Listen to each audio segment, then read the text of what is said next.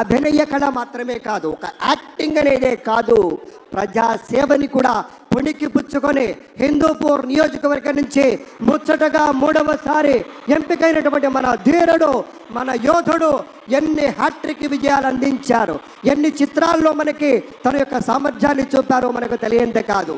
అదొక్కటే కాదు పెద్దలారా, బాలయ్య బాబు గారి గురించి చెప్పుకుంటే బసవరామ తారకం ట్రస్ట్ పేరిట ఆయన అందించేటువంటి సేవలు అనుపమానం, అద్భుతం. క్యాన్సర్ వ్యాధితో బాధపడుతున్నటువంటి అనేక మంది ఆర్తుల్ని రక్షించడం కోసం బసవ తారకం ట్రస్ట్ పక్షాన విశేషమైనటువంటి రీతిలో సేవలు అందిస్తున్న బాలయ్య బాబుకి జై. అలాగే మన తమిళనాడు నుంచి ప్రత్యేకంగా విచ్చేసినటువంటి గౌరవనీయుల శ్రీ రజనీకాంత్ గారు విచ్చేశారు, నిరాడంబర యోధుడు.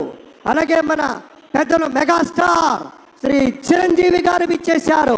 స్వాగతం పలుకుతాం గట్టిగా మన మెగాస్టార్ చిరంజీవి గారికి. అద్భుతం. ఆత్మీయ ఆలింగనాల నడుమ సహేతుకమైన సప్రమాణికమైనటువంటి రీతిలో ఆ వినయం చూడండి మన రజనీకాంత్ గారిది. ఎంత ఎత్తుకెదిగినటువంటి గొప్ప కళాకారుడు అయినా కూడా వదిగి ఉండేటువంటి ఆ మహనీయులందరికీ స్వాగతం పలుకుతున్నాం. Rajnikanth Garu and Lata Rajnikanth Garu to Andhra Pradesh for this momentous occasion. Padma Vibhushanulu ఆ రోజు మనం అంతా చూసాం. పుత్రోత్సాహం తండ్రికి ఏ విధంగా ఉంటుందో మనకి తెలియదు, కానీ సోదర ఉత్సాహం ఆ సాష్టాంగ నమస్కారంలో మనం అంతా వీక్షించాం.